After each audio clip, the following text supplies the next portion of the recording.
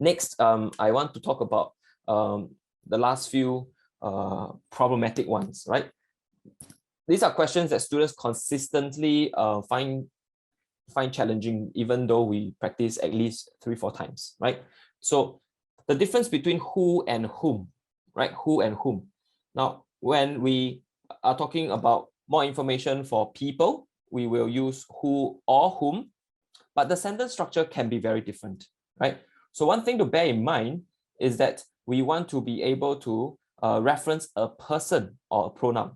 So the word who or whom has to come immediately after a person or a pronoun. For example, this time it's Mary and this is Jane. So who comes right after Mary, comes right after Jane. So that's no problem.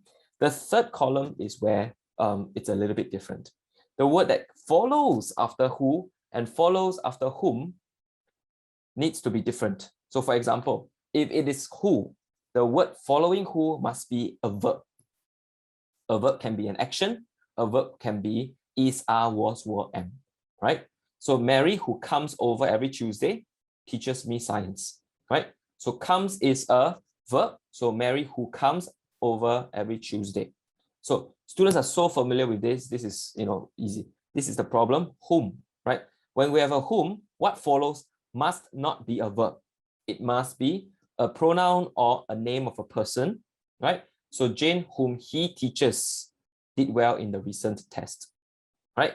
He has to follow whom, right? So the challenge for a student is very often they will say Jane, whom comes or whom teaches. So students tend to put a verb after whom, and that is wrong. All right.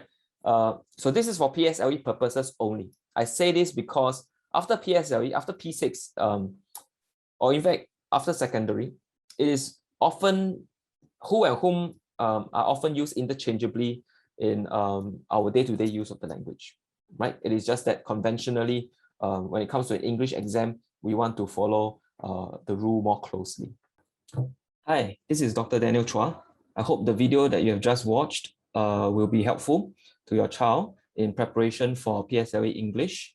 So if you are interested to sign up for any of our programs, please feel free to check out this QR code, and then you can then find out more about what we do to help our students at Cognitus Academy. All right, thank you.